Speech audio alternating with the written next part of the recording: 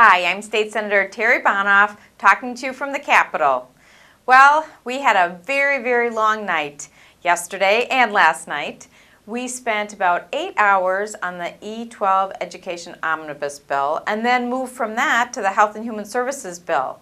And I want to share with you, my readers, that I spoke about you on the floor yesterday because as I looked at all the provisions in the education bill, many of the things were things I didn't support, and there were amendments offered to either change them or take them out, and so I voted for each and every amendment based on how I felt and what I thought. And then at the end of the day, I had to decide, was I going to vote for this bill? And so I stood up on the Senate floor and I said, I've been discussing this with my constituents over the past couple weeks, and I have heard a common theme, not just from one or two, but maybe 20 or 30. And here's what they say. They say, why are you doing omnibus bills? It doesn't give you room to make sure that each and everything you pass is something that you're for and in the best interest of the state.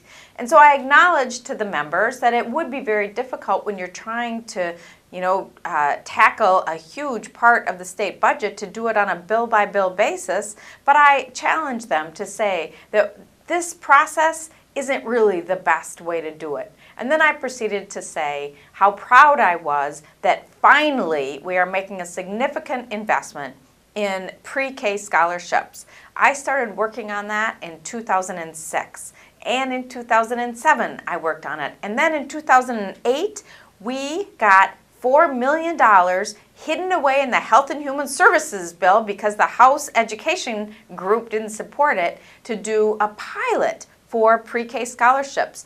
We said we would pilot it in 4 areas, and one of them was in Wayzata. And so a big thank you to Wayzata, the Caring for Kids initiative, whereby you've been doing these early childhood scholarships and you've shown just how effective they are. And so because of those successful pilots, this time the governor fully funded those scholarships, the House did and the Senate did, and I didn't even hear an amendment to take it out. So with that was very important to me. I was leaning towards supporting the bill. In addition, the Senate and House funded all-day K, which, to be honest, I haven't been a big supporter of because I think that money would be better targeted to preschool, to 3- and 4-year-old programming. But to that end, I was successful in working with Susan Kent, and we put an amendment on that did give the districts flexibility with regard to all-day K spending. They could, in fact, use that for 3- and 4-year-old programming.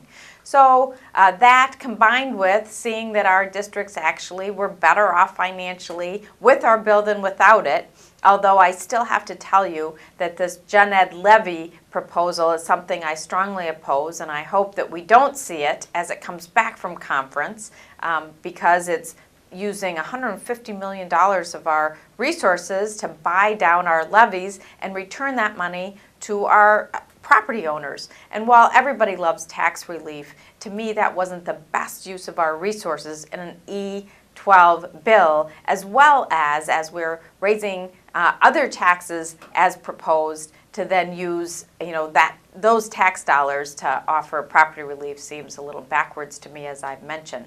So I'll have my chance to vote on that in the tax bill, and that will be the place that while I'll support some provisions in the tax bill, such as the Mayo Clinic expansion and the Amazon e-fairness provision, at the end of the day I won't support the tax bill. So you'll see, sometimes I'll be a yes and sometimes I'll be a no, but all I can do is keep saying that we ought to have a different process. And if you want to know more about the Health and Human Services bill, which is equally important, if not more, in terms of its growing importance to the state budget, do read the update. Thanks very much. Have a great weekend.